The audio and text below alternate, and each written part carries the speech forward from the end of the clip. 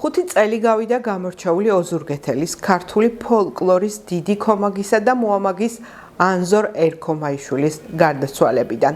ოზურგეთში მისი სახელობის ფოლკლორის ცენტრთან სასულიერო პირები, რიგითი მოქალაქეები, ფოლკლორის ცენტრის აღსაზრდელები და ადგილობრივი ხელისუფლების წარმომადგენლები მისი სახელობის სტელასთან შეიკრიბნენ. ყვავილებით შეამკეს და მისი სულის მოსახსენიებელ პანაშვს დაესწრნენ.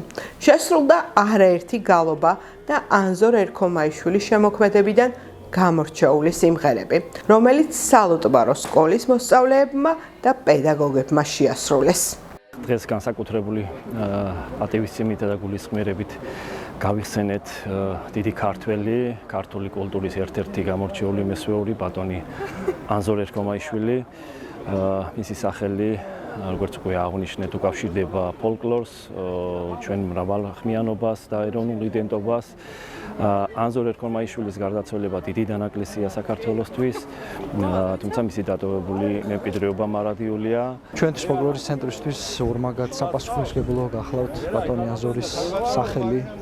იცით რომ ფოლკლორის ცენტრს ქვია ბატონი ანზორ ერქომაიშვილის სახელი და ეს ვანიჭებს უდიდეს პასუხისმგებლობას, რომ გავაგზავნოთ ღირსეულად ის გზა, რომელსაც მიუყვებოდა მთელი თავისი ცხოვრება ბატონი ანზორ ერქომაიშვილი.